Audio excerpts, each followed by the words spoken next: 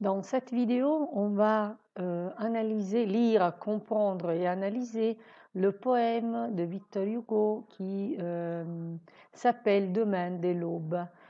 C'est un poème qui fait partie du recueil Les Contemplations, publié en 1856 et qui se base sur le souvenir de sa fille Léopoldine.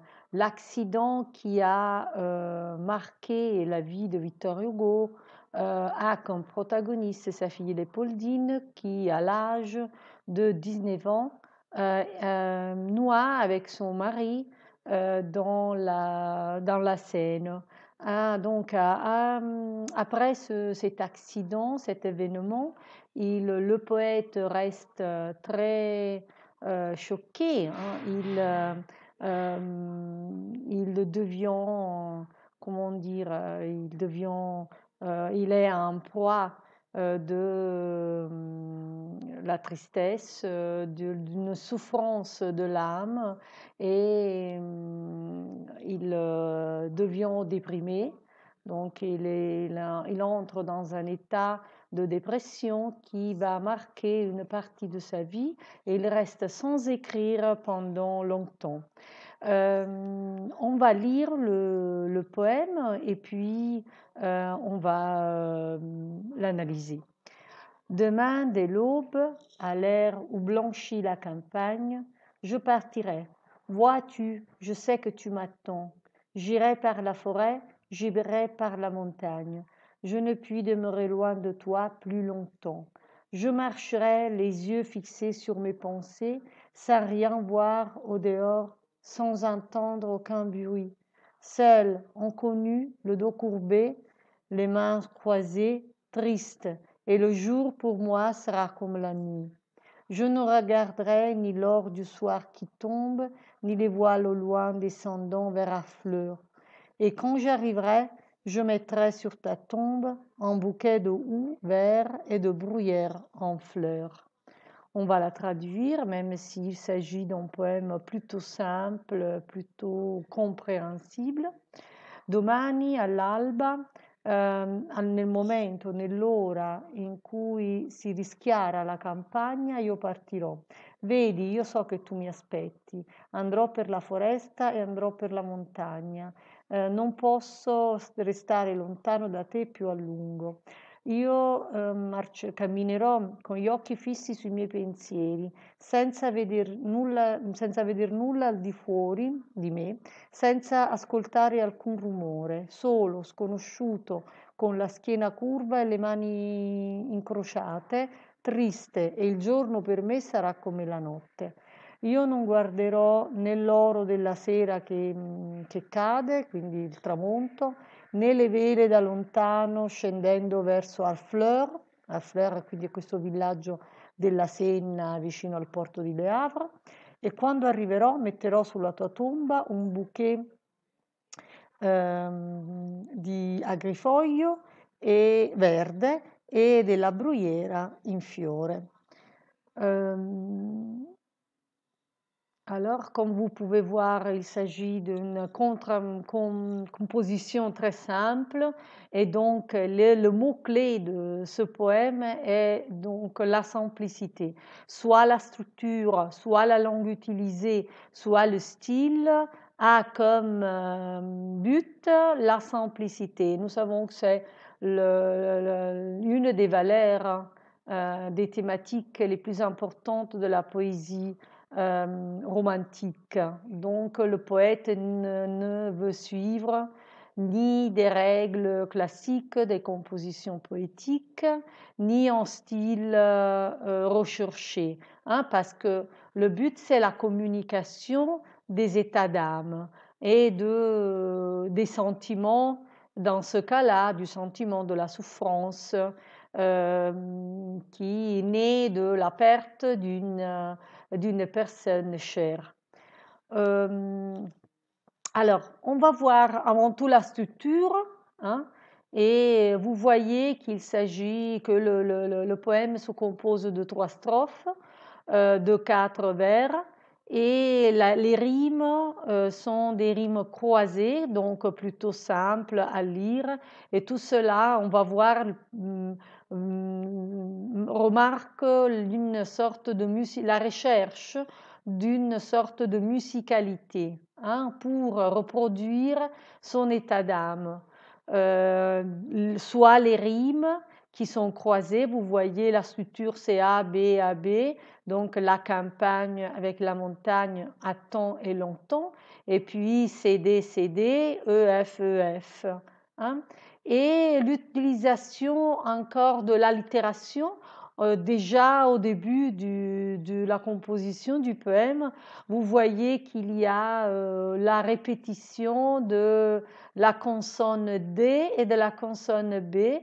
Donc demain dès l'aube, aube blanchie, et encore dans la seconde strophe, nous voyons la répétition du son S, sans rien voir, sans attendre, seul, croisé.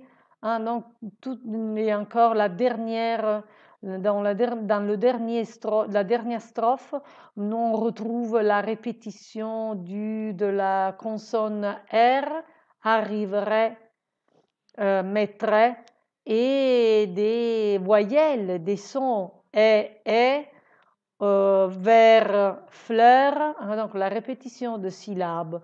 Tout cela pour recréer, on a dit, la musicalité, grâce aussi à la structure croisée des rimes. Encore, au début, on ne sait pas, hein, on voit que le poète parle en première personne, il y a la répétition du pronom je plusieurs fois, donc on sait qu'il nous parle de ses sensations, de ses sentiments, hein, de son état d'âme, mais on ne sait pas à qui il se réfère dans son dialogue. Hein, parce qu'au deuxième vers, on retrouve le pronom tu, donc on sait qu'il s'agit d'un dialogue avec une personne, mais tout au début, on ne sait pas qu'il s'agit de sa fille. Hein, on va le découvrir à la fin, hein, de la composition. Encore, on voit cette répétition au troisième vers de l'expression j'irai. J'irai par la forêt, j'irai par la montagne.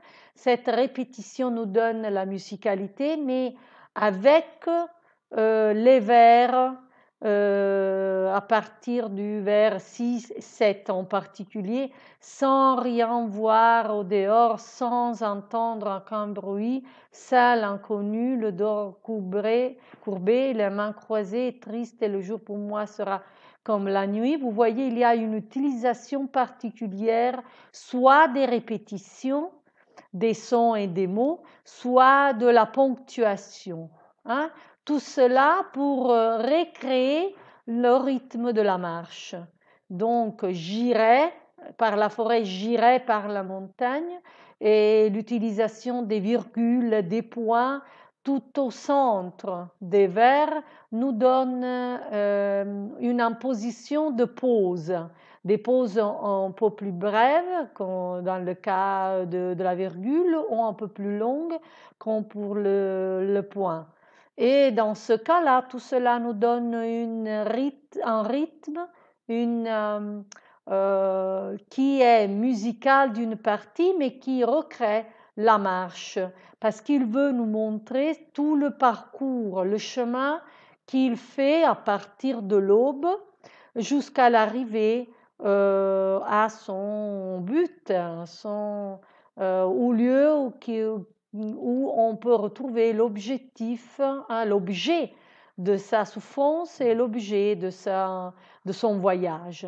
Il y a des éléments qui nous rappellent la nature, la campagne, la forêt, la montagne, et puis à la fin de la composition, le ou, donc la griffoille, la bruyère, l'erica. Et tout cela, nous le savons, il s'agit d'une des thématiques les plus importantes, les plus célèbres de la poésie pré-romantique et romantique. Mais dans ce cas-là,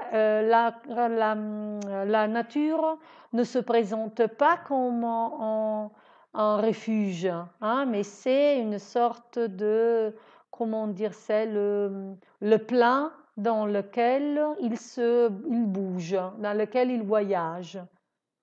C'est un scénario, hein, c'est le paysage dans lequel il voyage. Encore, tout cela, hein, l'action de marcher, d'aller, est répétée au début de la seconde strophe. Encore ces deux vers, celle inconnue, le dos courbé, la main croisée, triste, ce sont des images de soi-même, c'est une sorte de portrait qu'il donne de soi-même et qui représente l'état d'âme d'un homme qui refuse le monde extérieur. Hein, le dos courbé, les mains croisées, sans rien voir au dehors, sans entendre aucun bruit. Tout cela représente le refus du monde extérieur. Il est concentré complètement sur sa souffrance, sur sa douleur, excusez-moi. Et encore, dans la dernière strophe, nous pouvons retrouver ce nom, c'est Harfleur, donc c'est ce village qui se trouve sur la Seine, près de Les Havres, et c'est le lieu où il y a le tombeau, la tombe de sa fille. Donc c'est le lieu de résidence de cette mort, de la morte, d'une fille morte. Et c'est le lieu du rendez-vous. Alors on va découvrir à la fin de cette composition qui était son interlocuteur. Hein. Il avait appelé en utilisant le pronom tu. Et ici, on va découvrir qu'il s'agit d'une morte, hein, parce qu'on parle de tombe, il y a le mot la tombe qui nous suggère qu'il s'agit d'une femme et d'une jeune fille morte. Et il nous donne aussi un point de repère géographique. Et cela est très important parce qu'on peut donner avant tout des remarques de réalité, hein, parce qu'il s'agit d'une situation, d'un événement qui appartient à sa biographie. Donc, l'événement, c'est un événement autobiographique. Et tout cela donne comment dire, de la réalité, de la force, hein, parce qu'il s'agit de sentiments vrais.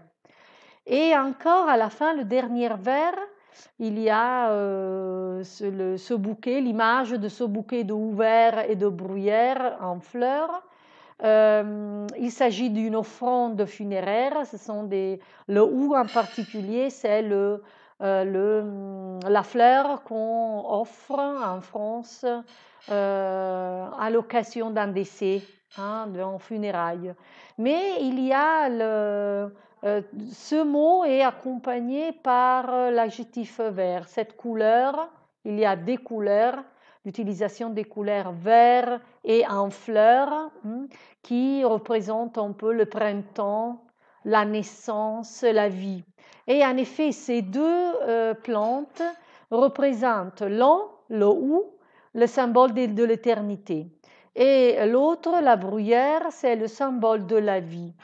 Et donc, tout cela, ces deux images, ces deux plantes, elles représentent une sorte de promesse de souvenir éternel que le poète fait à sa fille. À travers la poésie, il peut donner l'éternité à sa fille morte. Donc, la vie s'est terminée, mais pas son souvenir. Et tout cela nous rappelle aussi l'utilisation que Lamartine fait de la thématique du lac, du souvenir et du temps.